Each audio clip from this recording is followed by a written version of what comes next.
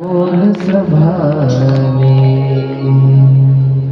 बोलो जगन्नाथ महाप्रभु की, बलराम भैया की, सुभद्रा मैया की, जोर से जय जगन्नाथ।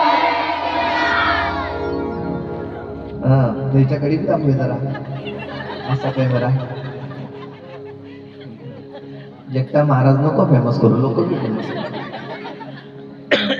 तुमचा आवाज काय बरोबर येत नाही बरं का. जगन्नाथपुरी लोक जीवाचा जोर लावून जोर येतात. बोला जय जगन्नाथ. असं तर महाराज त्या पुतण्याचा उद्धार झाला. बरं या भजनाचा अर्थ माहित आहे का तुम्हाला? जगन्नाथ चकाने मतलब मोठे डोळे, मोठे डोळे. अर्थात आता जगन्नाथ महाप्रभूचे डोळे म्हणजे त्यांच्या डोळ्यावर पापण, आपल्या कसं पापण आहे नाही. जगन्नाथ महाप्रभूचे डोळे हमेशा 24 तास उघडे असतात. का उघडे असतात याच्यात मागचं कारण काय? म्हणजे जर माझा भक्त मला भेटायला आला आणि चुकीनं माझे डोळे लागून गेले आणि तो जर पुढे निघून गेला तर त्याला माझे दर्शन होणार आणि मला त्याचे दर्शन होणार. याच्या कारण मी हमेशा 24 तास माझे डोळे उघडे ठेवतो. त्यांना म्हणतात जगन्नाथ. जगाचा नाथ म्हणजे जगन्नाथ. चला भगवंताची पुढे कथा श्रवण करूया. की पुतनाचा उद्धार झाला आणि मग आलं सकटभंजन नावाचा राक्षस झाला. भगवंतानं त्यालाही उद्धार केला. त्याच्यानंतर तृणावर्त नावाचा राक्षस झाला. भगवंतानं त्याचाही उद्धार केला. आता 3 राक्षस येऊन गेले, बरोबर की नाही?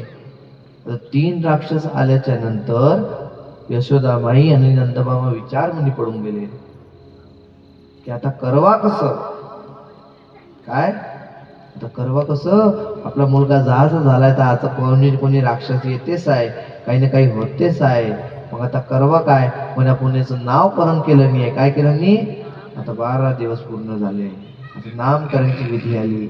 आता यदुवंशाचे जे कुलपुरोहित आहे कोण आहे? गर्गाचार्यजी महाराज. कोण आहे? गर्गाचार्य. यदुवंशाचे कुलपुरोहित आहे महाराज. गर्गाचार्यजी महाराजांना निमंत्रण दिलं. काय दिलं?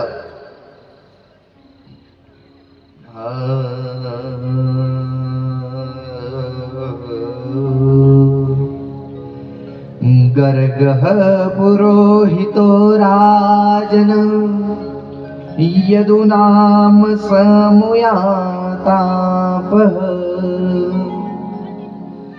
वज्रं जगामनन्दस्य वसुदेव प्रतोचितः तु दृष्ट्वा परम प्रवीतः प्रत्यस्तूल कृताञ्जलि अनाचार्य प्रोक्षिताध्ये प्रणीता प्रताप पुरस्य सरम. महाराज गर्गाचार्यजी महाराजांना निवेदन दिलं. गर्गाचार्यजी बाबा नंद बाबा ते भेटायसाठी कुठे गेले? नंदगाव गेले, गोकुल गेले. आणि गर्गाचार्य त्यांचे कुलपुरोहित आले. बाबा आल्याच्या नंतर म्हणे दाखवा बालक कुठे आहे. आणि जहा पाहिलं, आता गर्गाचार्य महाराज काय होते?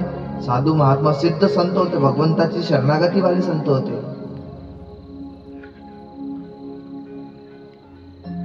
आणि जसंच भगवंताला पाहिलं, अरे रे रे रे बापरे बापरे, काय मिलन भक्त का भगवंत से मिलन. म्हणाले ते हे तर भगवंताचे सेवक आहे, तरीही भगवंत त्यांच्या कुळामध्ये जन्म घेतला. किती पुण्य. गर्गाचार्य ऋषींनी पाहिलं आणि पाहिल्याच्या नंतर काय म्हणतात म्हणे, आणि जसंच म्हणायला लागले की ये तो भगवान आहे, तर लोक के भगवान कृष्णाने बाबाची जटा खाली ताणून घेतली. ए रुख, पुढी सांगतोय आताच पुरी लीला करतो का? इथल्या लवकर नाही सांगायचं. मनात दृष्टांत झाला, डोळे बंद झाले. हे गर्गाचार्य इथल्या लवकर माझी स्पष्टता नको करू, नाही तर हे डोक्यावर घेऊन बसते मला. मी काही लीला करण्यासाठी आलाय. मी तुम्हाला नमस्कार करतो. मी तुमच्या कुळामध्ये आला, यदुवंशामध्ये आला, यदुवंशी म्हणून आला, कृष्णचंद्र म्हणून आला.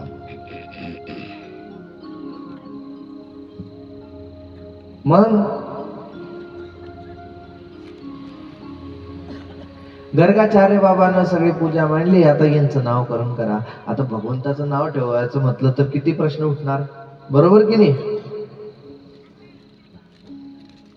मग तरीही भगवंताचं नामकरणची विधी झाली. आणि विधी झाल्याच्या नंतर भगवंताची झाली, पण सोबत बलराम बी होते. रोहिणी मैयाला ही बलराम, पहिले रोहिणी मैया बलराम जन्माले आले आणि मग कृष्ण आले. म्हणजे मोठं कोण झालं? बलराम. मग आता मोठं झाल्याचं म्हटलं, आणि बलराम कोणाचा अवतार आहे? भगवंताच्या. जोरात बोला, कोणाचा अवतार आहे? शेषनागाचा अवतार. बलराम हमेशा हर जन्मामध्ये भगवंतासोबत जन्म घेता, म्हणजे घेता.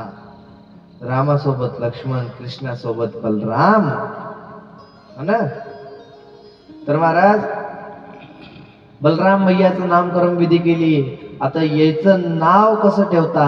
म्हणे कशावर याचं नाव ठेवा? म्हणे मोठा झाल्यावर याच्यामध्ये लय बल येईन. म्हणे मोठा झाला की लय बलवान होईल, आणि बलवान जसा होईल म्हणे तर ह्या रामाचा भक्त आहे, तर याचं नाव काय ठेवा? बलराम. बोलो बलराम भैया की. आता आली भगवंताची बारी. म्हणे आता गर्गाचार्यजीला हे प्रश्न पडला की आता काय नाव ठेवू म्हणे या भगवंताचं. तरी उपदेश झाला की म्हणे आता यांचं नाव काय ठेवता? कृष्ण. काय ठेवता? कृष्णनी बरं, कृष्ण आणि कृष्णा ह्या दोघी मध्ये खूप अंतर आहे. मी तुम्हाला अंतर स्पष्ट करतो. कृष्ण म्हणजे सावळे भक्त, है सावळे भगवंत. कृष्ण म्हणजे श्याम वर्ण का, है ना? सावला मन को मोहने वाला, उसे कहते हैं कृष्ण. कृष्ण हे भगवंताचं नाव आहे. आणि कृष्णा हे कोणाचं नाव आहे? द्रौपदीचं. कोणाचं नाव आहे? द्रौपदीचं नाव आहे कृष्णा. मग तुम्ही जर हरे कृष्णा हरे कृष्णा, मग कोणाचं भजन करताय तुम्ही? मेल्याच्या नंतर भगवान दाराशी उभा नाही राहणार, द्रौपदी उभं राहीन ठाट घेऊन. तुन जीवनभर नाही लाव घेतलं, है ना? तर भगवंताचं अंतर होऊन जातं ना. भगवंत म्हणजे तुन माझे नाव घेतलं का की मी येऊ तुले घ्यायले? तुम द्रौपदीचं नाव घेतलं. कुठेही पाहून घे जा, कृष्णा नाही आहे, कृष्ण आहे. काय आहे? आपण म्हणता कृष्णा कन्हैया म्हणता का? नाही. कृष्ण कन्हैया लाल की. हरे कृष्ण कृष्ण कृष्ण हरे हरे, हरे राम राम राम हरे. गर्गाचार्य जे म्हणता, गर्गाचार्य तुम्ही नाव ठेवा, कारण की तुम्ही माझे गुरु आहे. काय आहे? गुरु. अर्थात म्हणजे आता कुलगुरु आहे, बरोबर की नाही? गुरुचा खूप महत्व असतो बरं का. भगवंताचे हे गुरु होते, ह्या जगतपिता भगवंताचे हे गुरु होते. आता गुरुचं महत्व खूप असते बरं का, है ना? जीवनामध्ये आल्या जीवनामध्ये एकदा तरी आपण गुरु करावा, म्हणजे करावा. क्योंकि बिना गुरु के आपको मोक्ष की प्राप्ति, बिगर गुरुचे तुम्ही मोक्ष होऊच शकत नाही. याचं मागण्याचं कारण काय? म्हणजे गुरु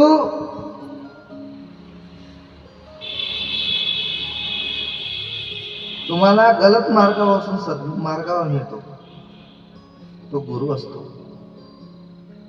जो गुरु तुम्हाला वाईट गोष्टीपासून चांगल्या गोष्टी शिकवतो, तो गुरु असतो, है ना? गुरु कोणीही असे, गुरुचं वय नसते बरं का. भगवान दत्तात्रयाचे 24 गुरु होते. किती होते? 24 गुरु होते. ते सर्व वेश्या पण गुरु होते त्यांचे, सगळे काही गुरु होते. का गुरु होते? आकाश गुरु होता, चंद्र गुरु होता, सूर्य गुरु होता. माशी पकडणारा माखी पकडणारा गुरु होता. 24 गुरु होते बाबा. जिससे आपको सीखने को मिले वो आपका मनापासून एक इच्छा प्रकट होते की हे माझे गुरु बनायला पाहिजे. गुरु असं नाही बरं का, बस झालं गुरु दीक्षा घेऊन घेतली तुम हमारे कोण हम तुम्हारे कोण, असं नाही.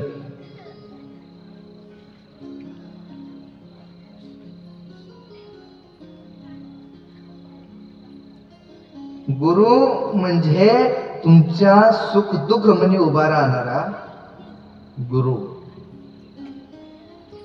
जर कोणी तुमच्या सुखादुखातच उभं राहत नाहीये मग तो कशाचा तुमचा गुरु?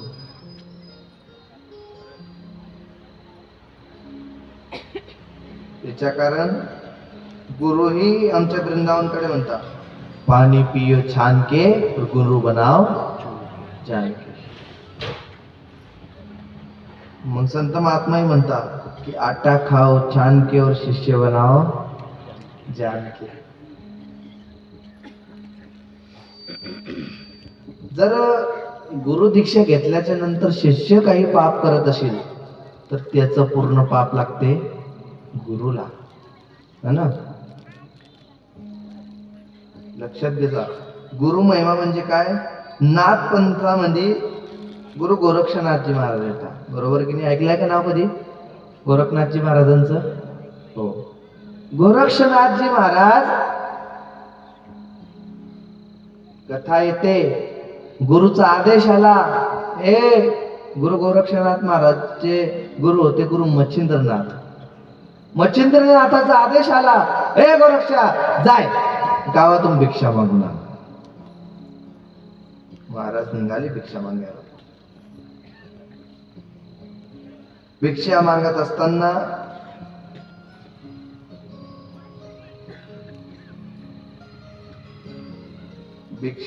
असताना महाराज एका माईच्या द्वारावर गेले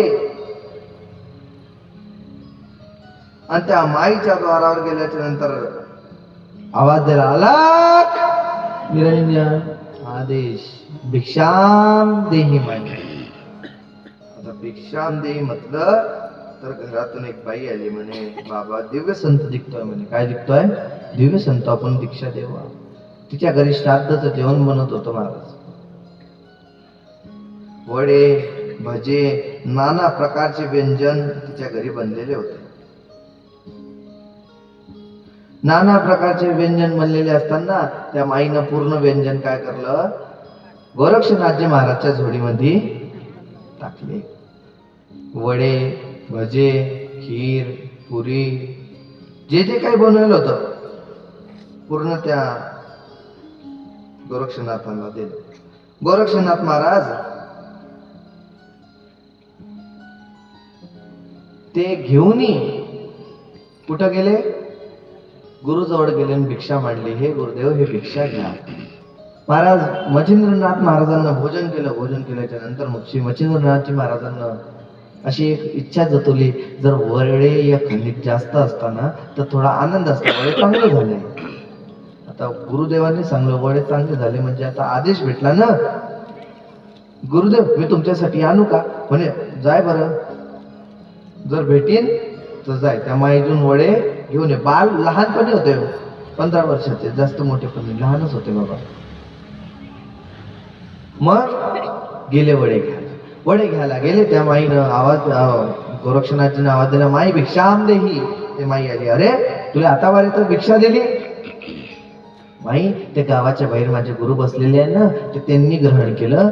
माझे गुरु म्हणतात की जर वडे एखादी जास्त असतात तर आनंद असता. माई मला काहीच नको, 2-4 वडे दे. अरे ते खोटं बोलतो, तू खाऊन गेला ते गुरुचं नाव घेतो म्हणे. खोटं बोलतो म्हणे तू. नाही हो माई मी कशाला खोटं बोलू, माझ्या गुरुनीच ग्रहण केले, मी कशाला वडे खाऊ. गोरक्षनाथ महाराजांना घडी घडी समजवलं. त्या माईला समजमध्ये नाही आलं. क्रोध म्हणे म्हटलं असं खरी सांगतो म्हणे. हो खरी. मग म्हणे ह्या वड्याच्या बदल्यामध्ये काही दे. म्हणे माई मी तर फकीर आहे म्हणे, मी काय आहे साधू संत आहे म्हणे, संन्यासी आहे, माझं काय भेटणार तुले? असं आहे काही नाही ते आजो म्हणे, नाही माझं काहीच नाही. ते एक काम कर, तुझा डोळा काढून दे. काय काढून दे? डोळा काढून दे. अरे डोळा ठीक आहे, तू वडे आणले वडे दिले जुले. काय तुला माझा डोळा पाहिजे म्हणे? हो काढून दे म्हणे. तू जर खरं बोलतोय ना म्हणे, काढून दे डोळा. गोरक्षनाथ महाराजांनी हात घेतला महाराज, जसा टाकला डोळा काढून त्या माईच्या हातात देऊन दिला. घे माई, तुला माझा डोळा पाहिजे होता ना, डोळा घे म्हणे. आता त्या माईला वाटलं होतं काय, त्या माईला वाटलं होतं की हा मुलगा कशाला काढून देईन, खोटं बोलतोय, चालला जाईल. बाकी गोरक्षनाथांचं का, गुरुचा आदेश होता वडे घेऊन याचे. जर प्राणही दिले असते, जर प्राणही मागले असते, तर गोरक्षनाथजी महाराज हसता हसता आपले प्राण देऊन देते. म्हणजे तुला मागलं काय? डोळा ना फक्त, काय डोळा घे. त्या माईच्या हातात ठेवलं, त्या माई कापून तिथंच बेशुद्ध पडली आणि झा उठली. अरे मी हे कितल्या मोठ्या संताचा अपमान केला, हे मी काय केलं, किती मोठा संताचा अपमान केला. लढू लागली. अरे मला माफ करा, मला माफ करा, तुम्हाला वडे लागता का? मी आता देते, पण मला माफ करा. अरे माई तू कशाला माफी मागतीस? तुला बरोबर केलं, तुला फक्त तुझ्या वड्याचा मूल्य मागला, अजून काही नाही, मी नाही दिला. क्षमा मागितली, नागसणी केली. गोरक्षनाथजी गेले, डोळ्यावर पट्टी बांधली, गुरु समोर गेले, वडे दिले. मच्छिंद्रनाथजी विचारताय, गोरक्षा हे डोळ्याला काय लागलं, तुझ्या पट्टी का बांधली? गुरुदेव काहीच नाही, तुम्ही वडे खा. गोरक्षा सांग म्हणे, गुरुदेव काहीच नाही. मच्छिंद्रनाथजी महाराजांनी त्यांची दिव्य दृष्टीनं पाहिलं की माझ्या शिष्यानं माझ्यासाठी 2 वड्यासाठी डोळा काढून दिला.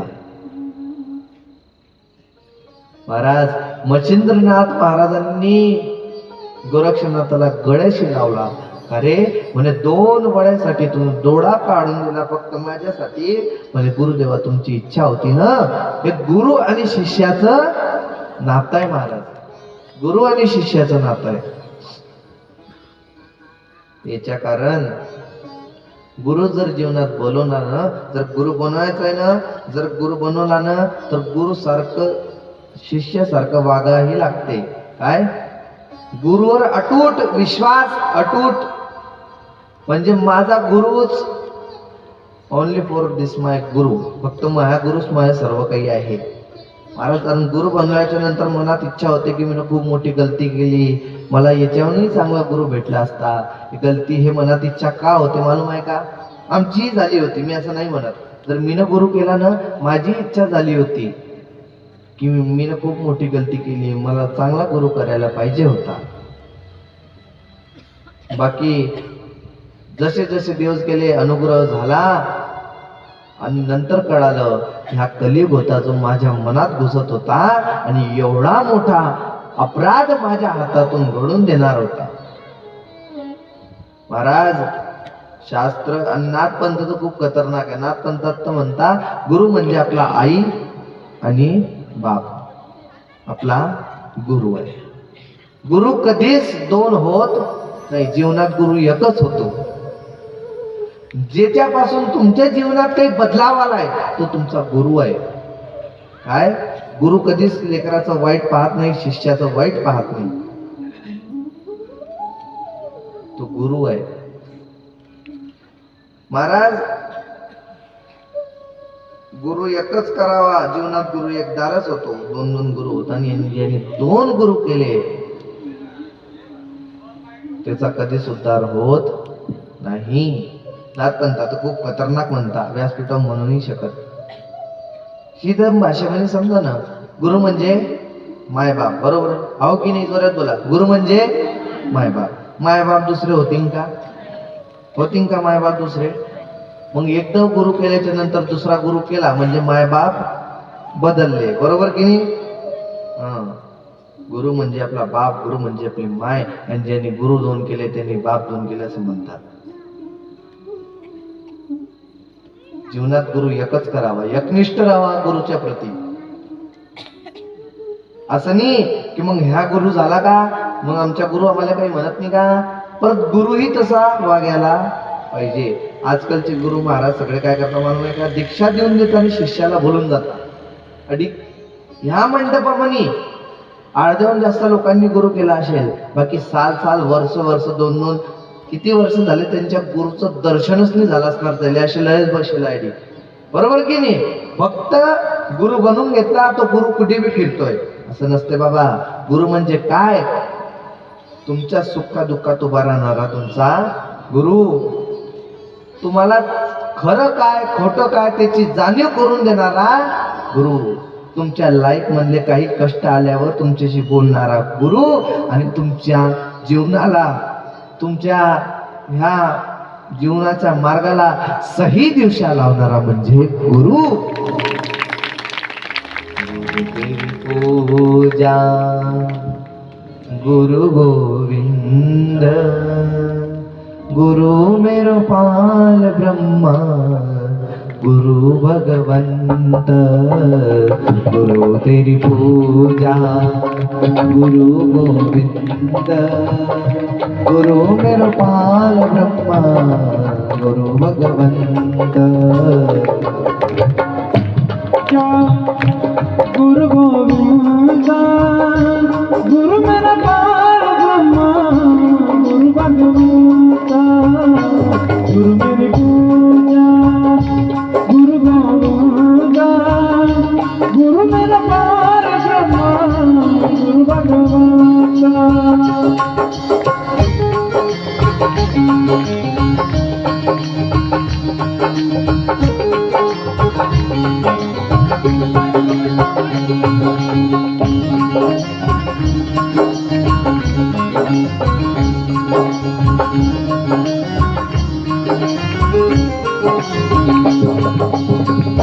गुरु मेरा देवा, गुरु मेरा देवा, गुरु देवा, सर्व पूजा चरण गुरुदेव, सर्व पूजा गुरुदेव, गुरु मेरी पूजा गुरु गोविंद, गुरु मेरा पाल ब्रह्मा, गुरु भगवंत, गुरु मेरी पूजा गुरु गोविंद, गुरु मेरा पाल ब्रह्मा, गुरु भगवंत.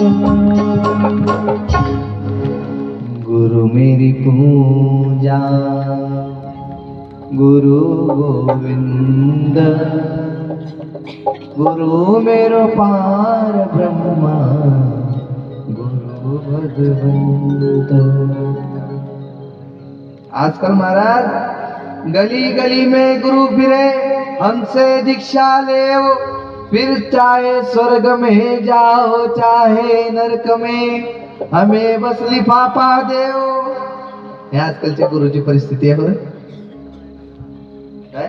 गली गली में गुरु फिरे, हमसे दीक्षा लो, चाहे नरक जाओ चाहे स्वर्ग जाओ, हमें बस लिफाफा है ना. आणि आजकालचे गुरु शिष्य म्हणजे नातं वेगळंच झालं. लोभी गुरु कपटी चेला, दोनों चले ठेलम ठेला. आमच्या वृंदावनकडे म्हणाय की लोभी गुरु कपटी चेला, दोनों चले ठेलम ठेला.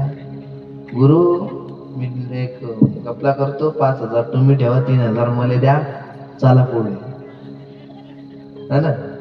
असं नको बाबा. आम्ही गुरु दीक्षा देता आणि आमचेही शिष्य गुरु दीक्षाच्या पहिले खूप समजवता.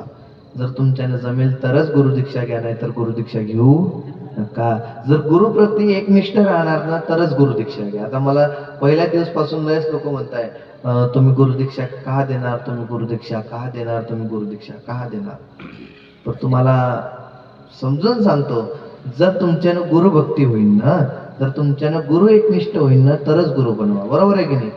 हा, 4 गुरु बनवू नका. जीवनात गुरु एकच ठेवा आणि त्या गुरुचीच भक्ती करा, गुरुसाठी समर्पित राहा, है ना. आणि माझे जितलेही शिष्य आहे सगळ्याचा माझा नंबर आहे. असं नाही बाबा मग कथेत असले इच्छात असले. तुम्हाला काही गुरु काय असतो, गुरु कशाला म्हणतात, तुमच्या जीवनात जर प्रॉब्लेम आली तर तो गुरु त्या प्रॉब्लेम म्हणून काढणारा तुमचा गुरु आहे.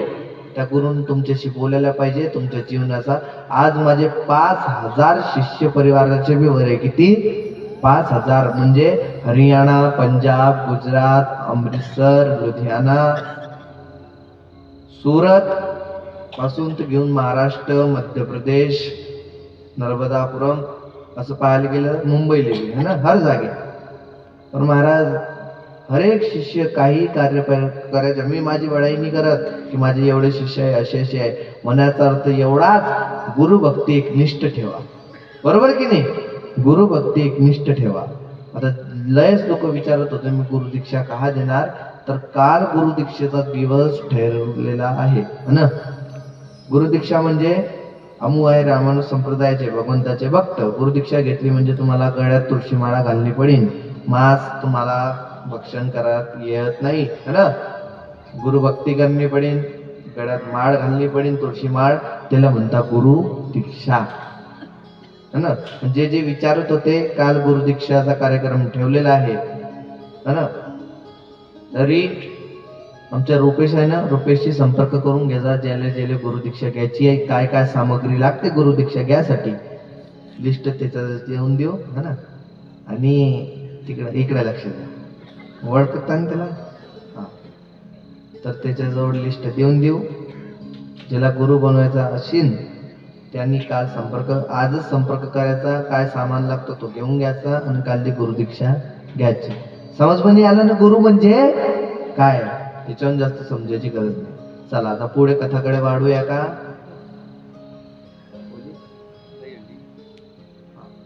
महाराज पुढे कथा येते की भगवंताचं नामकरण झाल्याच्या नंतर, भगवंताचा नामकरण संस्कार झाला, भगवंताचं नाव कृष्ण ठेवलं. बोलो कृष्णचंद्र भगवान की जय हो. मग भगवंताचं पुढे लीला येते की एकदा भगवंत लीला करत होते, आपल्या सखांसोबत खेळत होते. सखांसोबत खेळत असताना वरून ब्रह्माजीने पाहिलं की असा कोणता या देव आहे, लेकरासोबत खेळतोय, जरासा देव आहे. ब्रह्माला मोह झाला. काय झाला? मोह झाला त्या ब्रह्माला मोह झाल्याच्या नंतर भगवंत ब्रह्माजी खाली आले. भगवंतांनी त्याला हरे ग्वाल ग्वाल म्हणे भगवान कृष्णाचे दर्शन घडले. महाराज जिकडे पाय तिकडे ब्रह्माच ब्रह्मा, जिकडे पाय तिकडे ब्रह्माच ब्रह्मा. ब्रह्माचा मोह तुटला. काय मोह ह्या जगात कोणाचा राहत नाही, लक्षात ठेव जा. एक गावची कथा येते, बाजू असा देशील डायरेक्ट.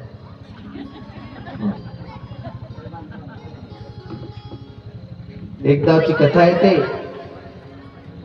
आरामात घ्या बरं का. चालू कथा म्हणजे कलियुग नको घुसायला, नाही तर कलियुगीचे एंट्री कुठून बनवू शकते, नो आयडिया. तो फक्त पडदा खोलीची वाट पाहतो, कुठून कोपरा काना झाला आणि कलियुग मधात एंटर झाला. मग महाराज एक गावची कथा आहे, श्रीसागर म्हणे बसेल भगवान श्रीकृष्ण बसले होते आणि श्रीकृष्ण बसेल असताना 3 जणांना मोह झाला. किती जणाला? तू माझ्या डोक्यावर बांधली मटकी,